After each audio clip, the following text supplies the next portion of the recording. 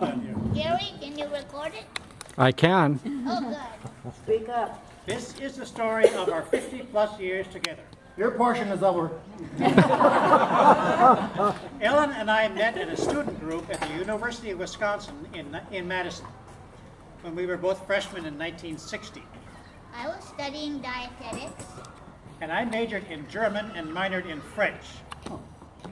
Soon Ellen had her eye on me. I told my parents that's the one I'm going to marry. I, of course, was totally unaware. He was so cute in his red Wisconsin band's jacket, green corduroy pants, and his green corduroy shoes. Wow. Green corduroy. How green? A driving trip with 2 other students to Colorado in the summer after our freshman year gave time for the relationship to bud and bloom. We attended a camp at Bear Trap Ranch in the mountains above Colorado Springs, and it was here that we shared our very first kiss on a footbridge in the moonlight. With this memorable kiss, our fate was sealed. It was very romantic. We were in love. We dated all through college years. One summer, I decided those red corduroy pants had to go. So I bought some green dye and boiled them, and voila, those pants turned black. However, I did my own laundry during college and threw all my clothes in the washer together. So forever after, my white t-shirts, which I had washed with my black pants, all turned a dull, dirty green color.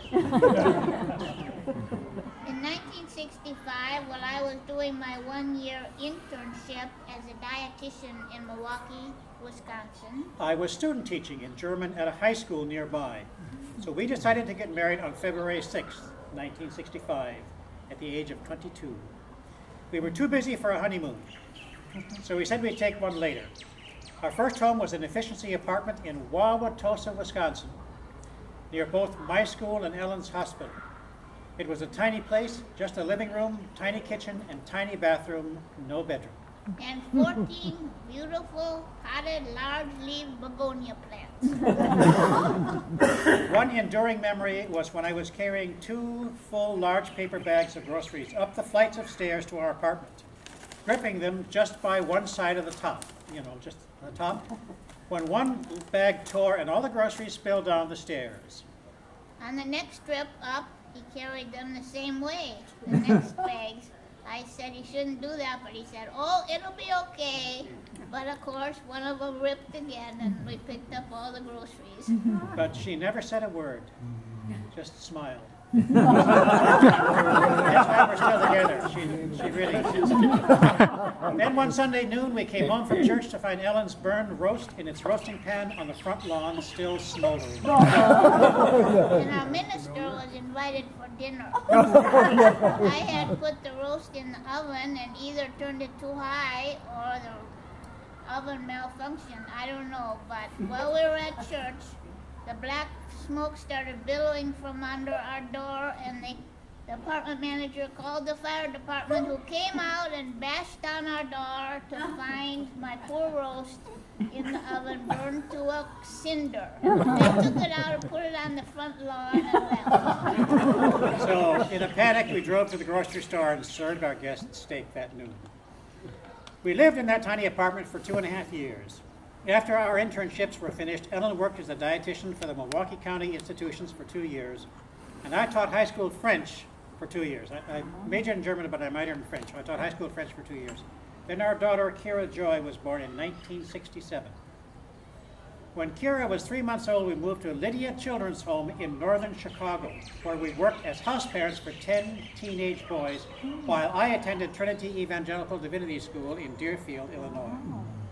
Being substitute parents for 10 teenage boys was indeed hectic, since we were only 25 years old and had a baby of our own.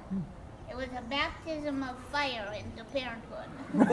But after 2 years, I left divinity school because we both realized this was not the life we were going to live. We moved to an apartment in Mount Prospect, Illinois, and I went to work in IT for Allstate Insurance. where I gladly settled into being the housemaker. At Allstate, I learned computer programming because there was no university IT training at that time, so I had to learn it on the job. After 2 years of living in Mount Prospect, where our son Gregory Joseph was born in 1970, he was here this summer, we purchased our first home in Lake Zurich, Illinois, and our son Kevin was born in 1978. Life was busy. I had worked for Allstate for 10 years when in 1979 I had a dream.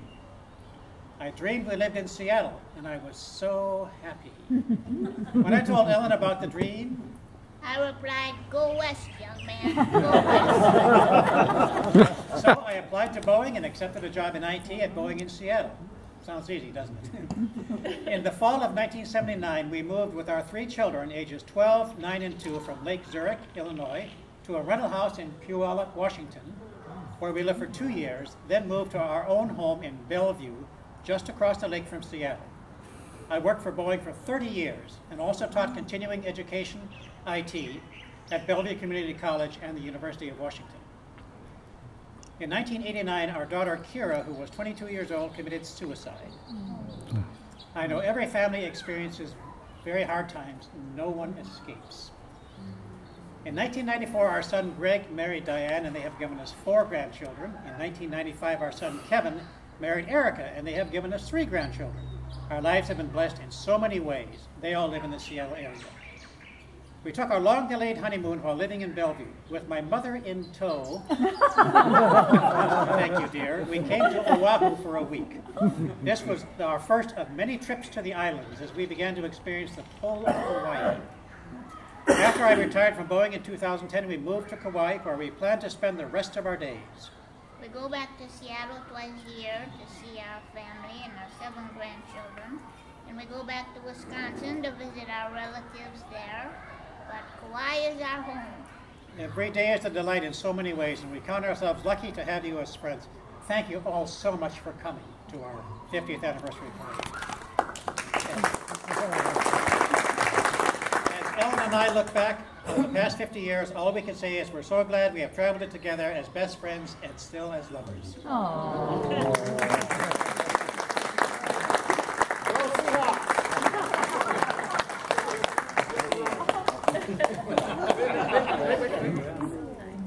Whatever happened to those corduroy pants? We have a special surprise for Joe. We all would like to sing happy birthday to Joe. He turned 72 in just what, a couple days, right? On Tuesday I turned On 72. Tuesday. All right. So why don't we sing happy birthday to Joe?